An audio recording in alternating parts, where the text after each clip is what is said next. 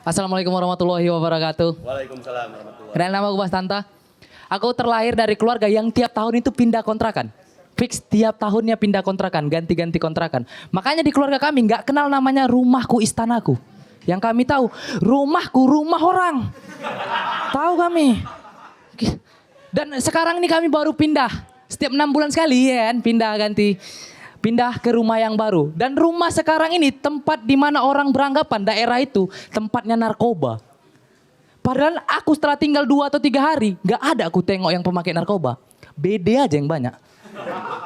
Ya namanya itu kan. Dan selain dianggap tempat narkoba, di daerah ini barang diletak di luar itu gampang hilang. Kemarin mamaku jemur tilam, diletaknya di luar, ditinggal masuk. Belum kering tilamnya, udah hilang. Besoknya dia jemur rengginang. Belum jadi kerak ini rengginang, udah hilang. Tadi pagi mamaku jemur padi, mamaku yang hilang.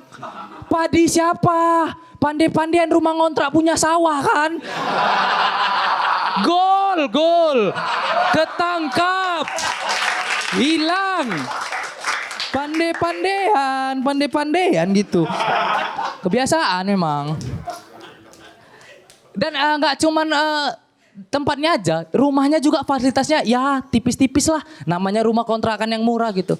Air di rumahku itu kotor kali bang. Kotor. Saking kotornya itu warnanya kuning. Sama sirup Markisa lebih kuning air rumahku. Itu untuk nyuci baju sekolah yang harusnya dipakai hari Senin bisa dipakai hari Sabtu jadi baju pramuka.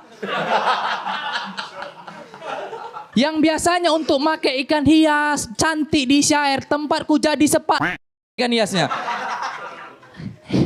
Gitu yang aneh rumah gua, nggak ngerti aku tuh mau pindah aja. Memang aneh-aneh gitu dan karena sering-sering pindah kontrakan gini, aku itu susah untuk kenalan sama cewek, terutama tempat di mana tempat itu narkoba gitu. Itu yang buat orang tua itu udah tahu, apalagi di daerah situ. Orang mana, Dek? Oh, orang Ampera, Bu. Oh. Make enggak? Oh, enggak, Bu, kurus aja. Oh. Bapak kok orang Ampera, make juga katanya. Sekian nama aku Malika, terima kasih.